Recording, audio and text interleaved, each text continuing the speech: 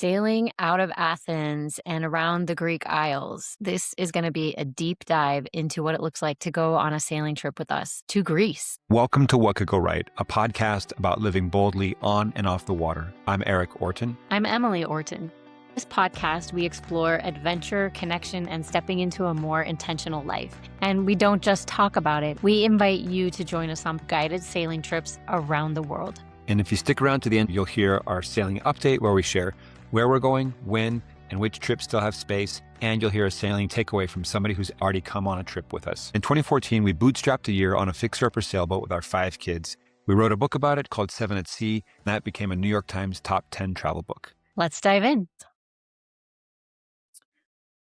So Greece is one of the locations that we return to again and again. Why is that?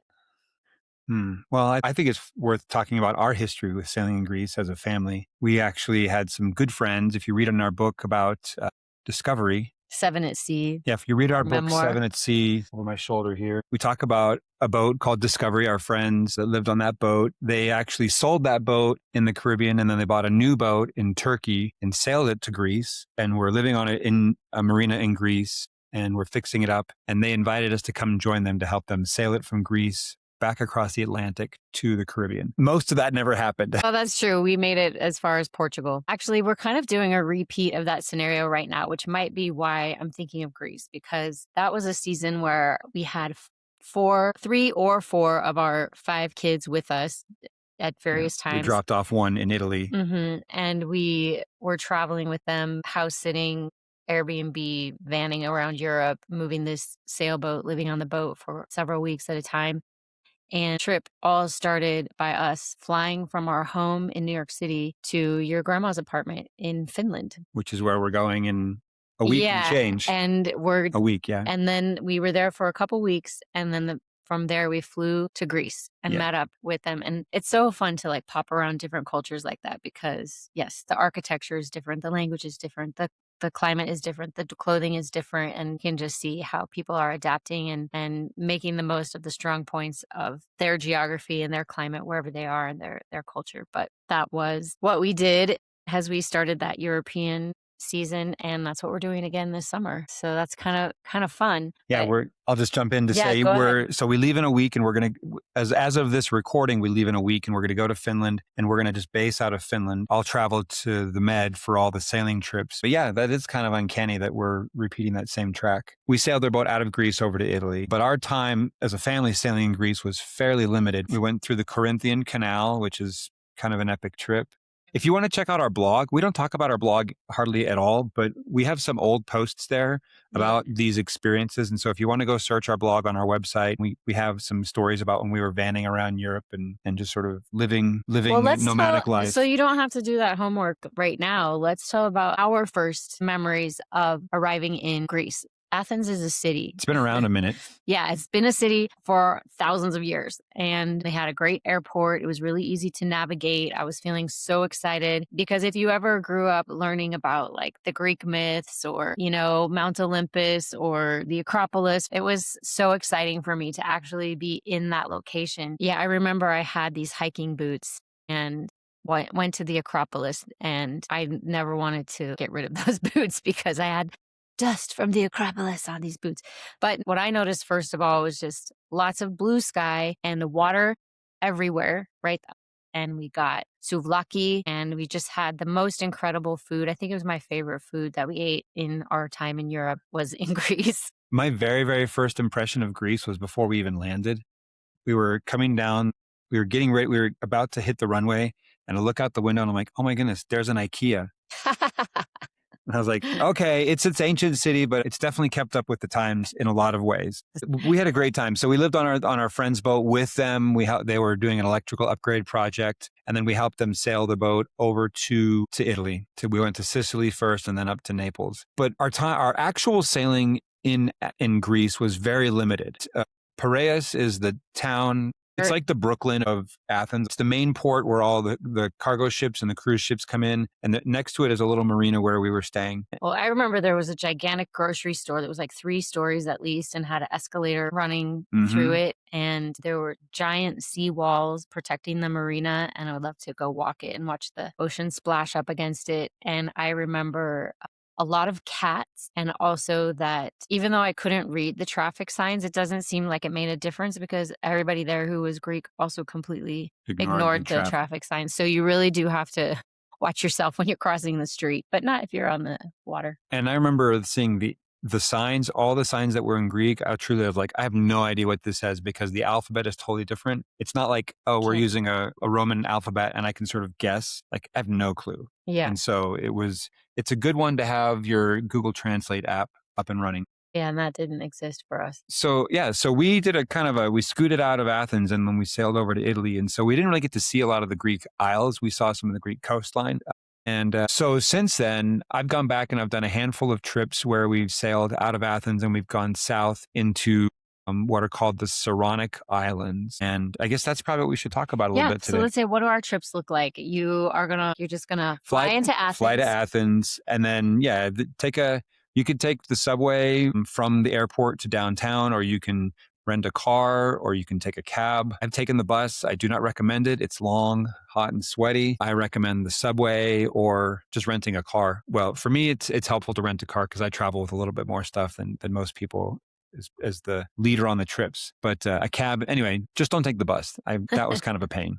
You can do it, but I don't recommend it.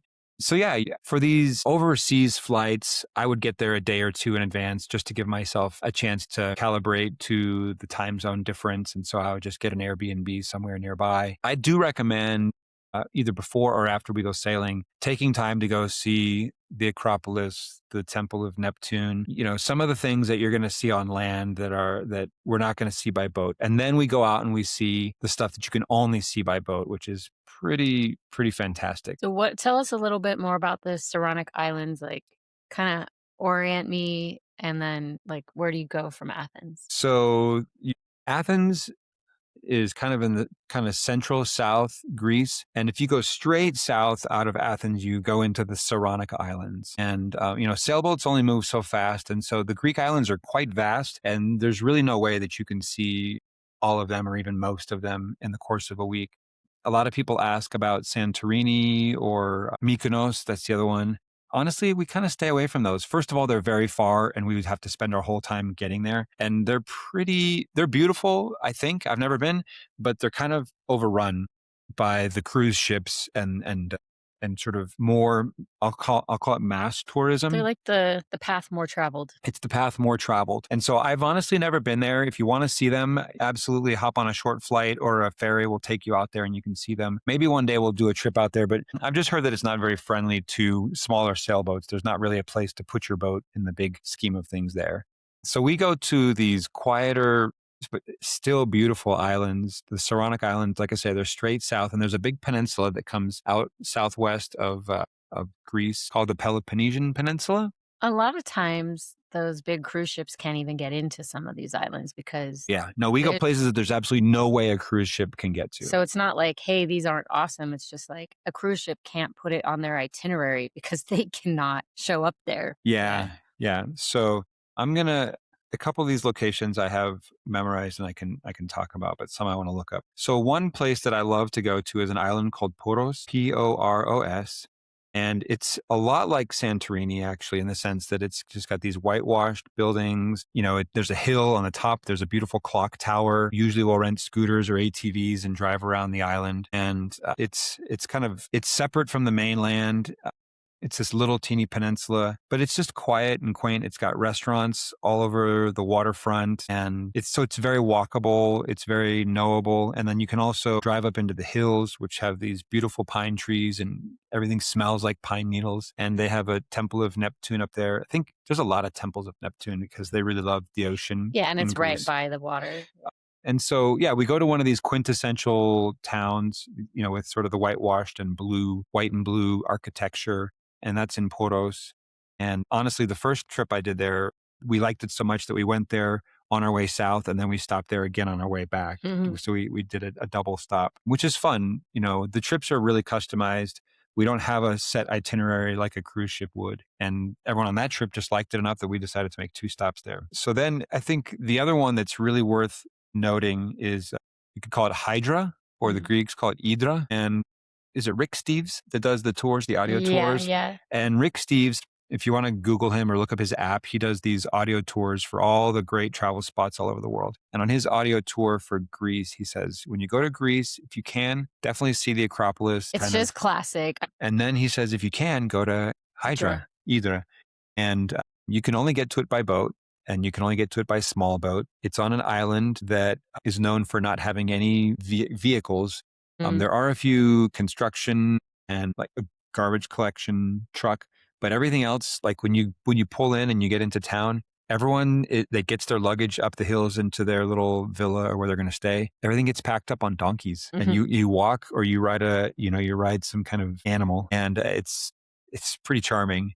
Ironically, there's all kinds of high-end clothing stores and art galleries. It's pretty shishy, to be honest. Yeah. But it's a beautiful stop. It's this old medieval town that's just been kind of kept alive and bustling, and there's great waterfront cafes, and the marina is honestly usually pretty packed, but it's just a fun stop. And everyone that I've taken there, well, and myself included, we just get there and like, oh my goodness, it's magical. So we go to places like that. And then we'll also go to other spots where there's nothing and nobody. We'll just drop anchor in a little cove by ourselves, and we can swim, anchor for the night, and have dinner there under the stars. But you're never too far from a really great restaurant or a little walk/hike on land. And you get to see this ancient architecture that is still very lived in and utilized by the Greek people of today. It's not a city that's just been museumified.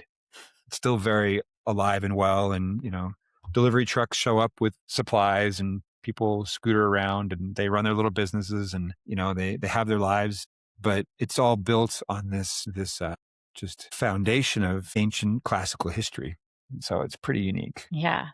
That's really cool. I think one other spot, and I need to look it up here, that I think is that we went to. Yeah, because when you come on the trip to Greece, you sail out of Athens or Paris, Paris, yeah. and you're gonna arrive on a Saturday.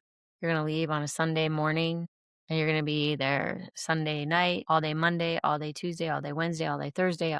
Friday, you start heading back to your marina again, and then Yeah. Saturday you return the boat. So yeah, you're definitely going to more than 2 spots. But Yeah. what are some of the other places that you like to go? And I know you've also done some land excursions where you've gone to check out cool stuff that's near the coast. Yeah, well, let me talk about Epidavros, which is another spot that we went to, and that's on the Peloponnesian Peninsula. Wow, Peloponnesian Peninsula, Peloponnesian Peninsula, exactly. Peloponnesian And so it's, we can sail right up to Epidavros, the city, and there's actually a portion of the city that you can jump off your boat and you can snorkel and you can see the remains of the walls underwater. It's pretty cool. But then last time I was there, we took cabs inland, maybe half an hour, and we went to this place called Epidavros, which is honestly the best preserved Greek amphitheater in the world. And they do concerts there. They do, I think they do some, like theatrical productions there. But it's a, It just means an outdoor theater, is that but it's a right? whole complex. Yeah. Like it used to be a spa. I'm trying to think of anything comparable today. Like people would pilgrimage there because it was a hospital. It was a place to recover. It would you would soak in these baths. You would enjoy music and theater, and there were sports fields. Like the Greek approach to healing was really comprehensive, and it included art and music and athletics and rest and medical, like actual medical treatment. I'm imagining surgeries or sort of whatever medicines they had. But it was this place where you would come and you would spend a prolonged period of time for the purpose of recovering and restoring. And so I guess maybe a spa, but a spa that has But with so much more. but with an amphitheater. Yeah. And the amphitheater honestly has like 100 rows of seats, and the stone is just smooth from being walked on for all the time not eons, but For like the hundreds of years, hundreds or whatever. thousands of years since it was built. And one of my buddies that was on this trip, he went down into the center, and he wasn't supposed to do this, but he started to sing one of the solo sections from Bohemian Rhapsody. And I was all the way at the top, and my friend is a good singer, but he's not a great singer. But I could just hear him crystal clear. The acoustics are so incredible. And he got whistled at by one of the security guards and kind of Move along, shoot move off. along. Yeah, you're not supposed to take the stage, but he just seized the moment. Anyway, but the point, but they did have somebody, I guess, a tour guide that was approved and went, and he kind of stood in this central spot and was reciting something, and without projection, without amplification, you could hear everything, which is astounding to me. We enjoyed that spot, and then we took our cabs back and got on the boat and kept going. And so, yeah, there's certain things on land that we can see, that we can sail close to. But then there's also just hundreds and hundreds of little tuckaway coves and inlets where we can just enjoy the water, the sunshine, and the coastline. Because we don't try and just go. We try to make sure we have plenty of relaxing. Well, let's talk about the water a little bit. Tell me about the water there. I know the month that I was going through was actually kind of chilly, and so people weren't really getting in the water too much. I missed my one opportunity, and like that was that. But that was November, I think. Yeah, but it was early but it was November. cold, right? And you're going in the summer. Let's talk about the color of the water temperature, what kinds of stuff folks are doing in the water on these trips. Yeah, I mean, I think if you want to close the door, there's a color name called Mediterranean blue, and the water really just is just a really fantastic shade of blue.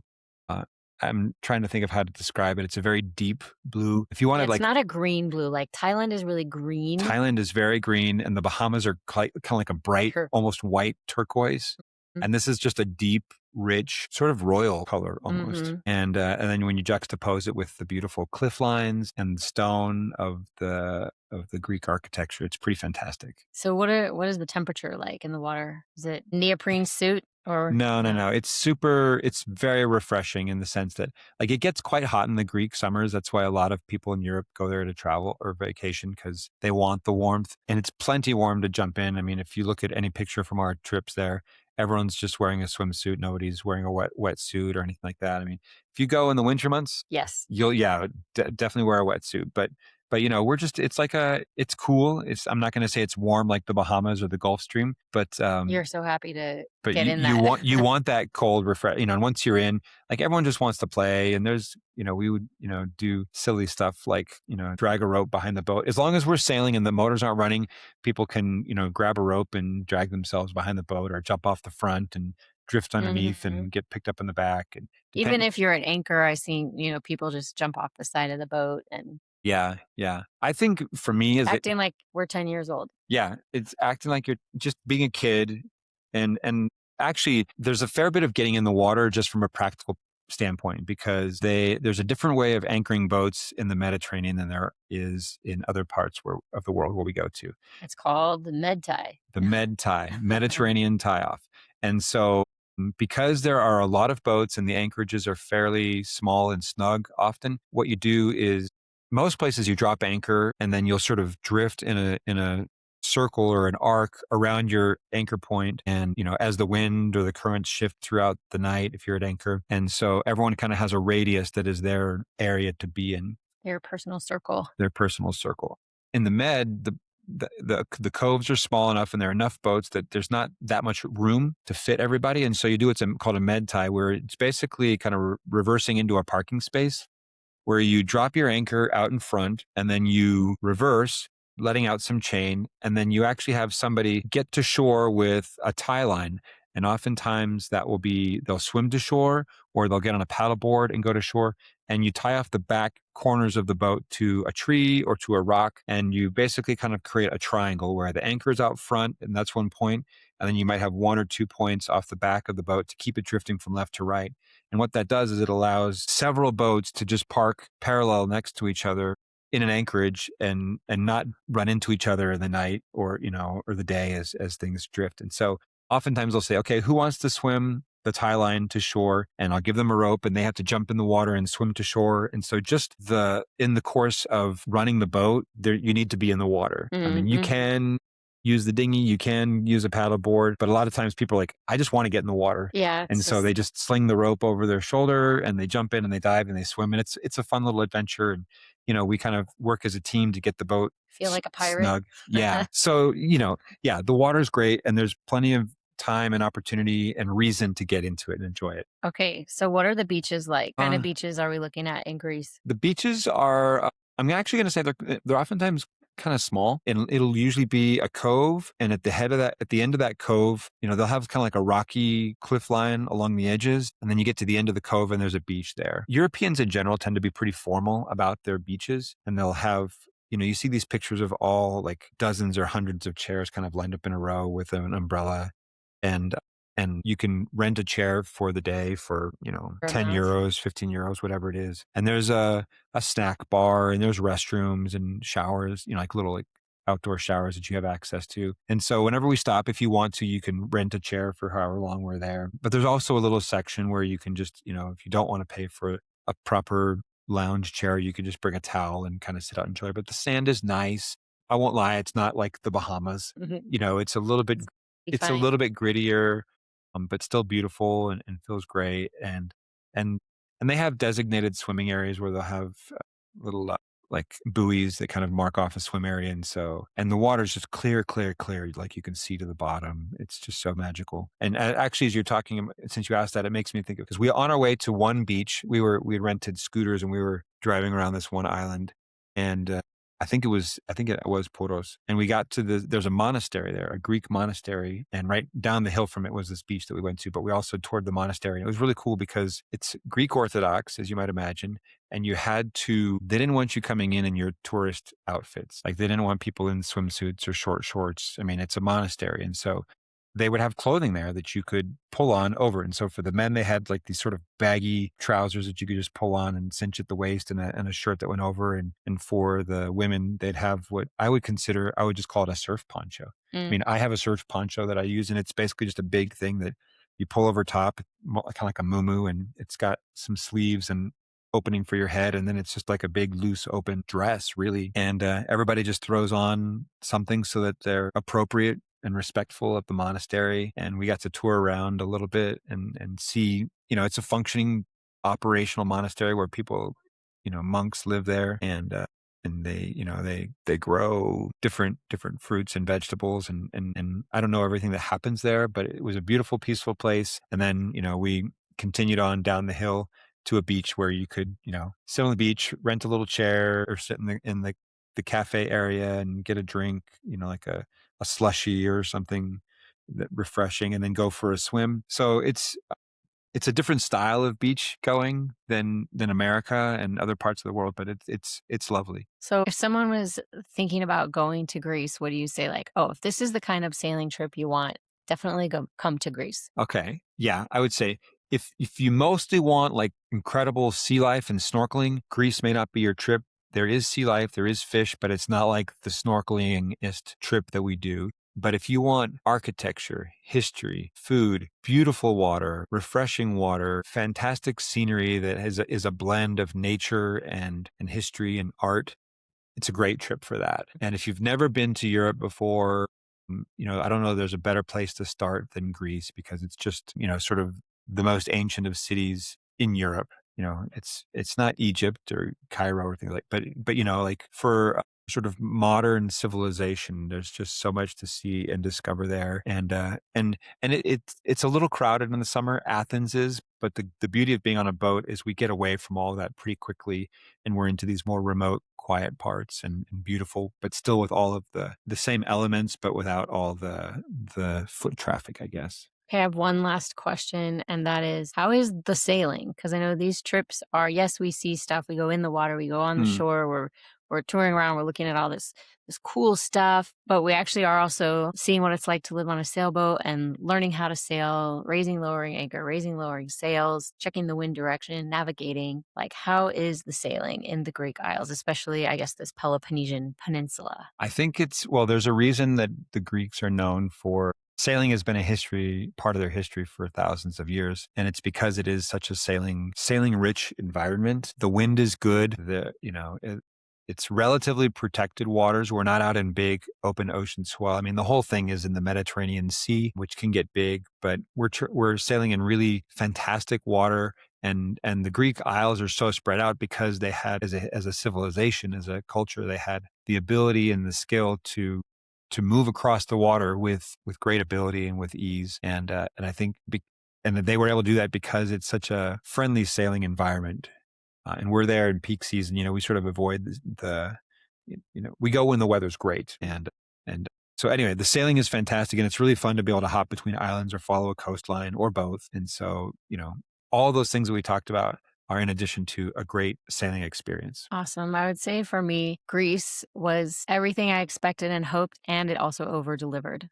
Like just actually being in that place, it just gives a sense you can't recreate in your mind by imagining it, how you feel when you're actually present with these buildings and living in this lifestyle that our predecessors put in place thousands of years before. You're like, whoa. Their buildings are way better looking than our buildings, Oh like man. they were so smart. They had all these comforts, convenience. They thought of this and that. And we're out here like the cliff sides, the temples, the water. You really can feel transported to like share the experience with the people from thousands of years ago. That is all true. And I'll say this year we're sailing again out of Piraeus, which is the sort of the more central marina in Athens. But I'm also this summer I'm doing a Mm, private trip out of Corfu, which is sort of the western mm, coast of Greece. There's also an area called Lefkava or Lefkis, depending on which accent you use. Great sailing grounds in the western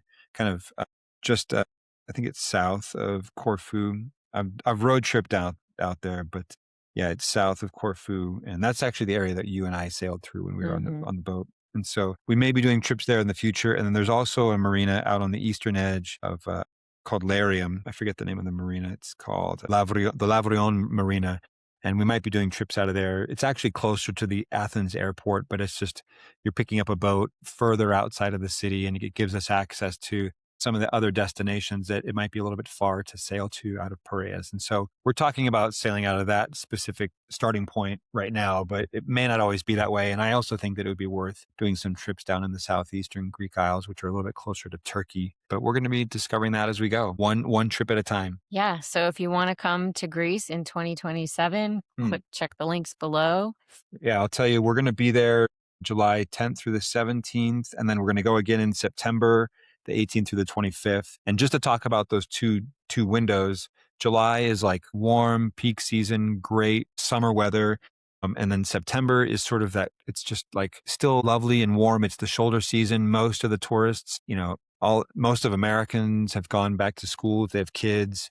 A lot of Europe as well, kind of that post Labor Day feeling. It starts to calm down, but it's just still great. You kind of get the best of it without the crowds. And so if you have the flexibility to travel in September, it's a great option, but both are wonderful. And so, yeah, we'll be there July 10th through the 17th and the 18th through the 25th of 2027. So if you're thinking of Greece, let us know. We'd love to see if it's a fit for you. What could go right? Hey there, this is Eric. Before we wrap up, I just want to give you the sailing update.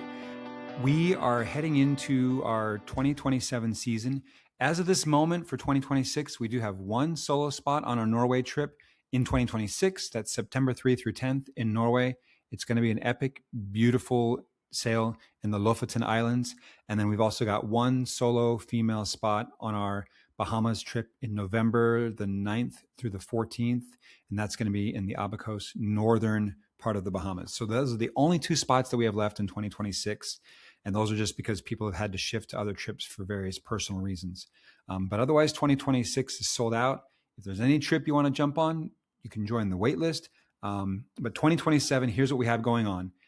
January 25th through the 30th, we're going to be in the Virgin Islands. That trip is also sold out, but we might open up another one in that same month or February. So if you want to go sailing this winter in the Virgin Islands, you can join the wait list for that. Just ping us and we'll send you the link to join that. In the Bahamas, March 1st through 6th, we're going to be in the Bahamas. It will most likely be in the Exumas, which is the southern part of the Bahamas, sailing out of Nassau. April 5 through 10, we're going to be in Mexico. La Paz, beautiful, stunning snorkeling, sailing, one of my favorite spots. So Mexico, April 5 through 10.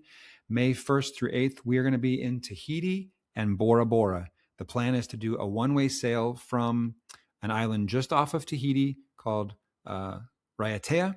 And we're going to sail the boat to Bora Bora, which is kind of like that iconic lagoon with those bungalows out over the water. Anyway, that's May 1st through the 8th.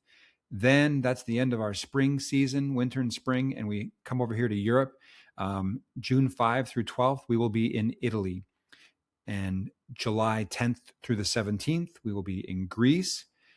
August 7th through the 14th, we'll be in Croatia. September 4th through the 11th, we'll be back in Italy. September 18th through the 25th, we'll be in Greece. These are our shoulder season trips. And then in November, we head back to the Virgin Islands, November 1 through 6, the British Virgin Islands. And then December 6th through the 11th, we'll be back in the Bahamas. So that is the 2027 lineup, the 2 empty spots for 2026. And if you want to join us for any of these, just hit reply to any one of our emails. You can DM us or contact us through social media. And would love to hear from you and see if this might be a fit for you. Would love to welcome you aboard. We can talk about trips all day, but it's more fun to hear from someone who's been aboard. Here's a recent guest takeaway. Hey, Amanda. Okay, well, I think I shared this with somebody earlier, but my biggest fear coming was that I would love it and I would have to figure out how to fund the time and the money to come on more trips.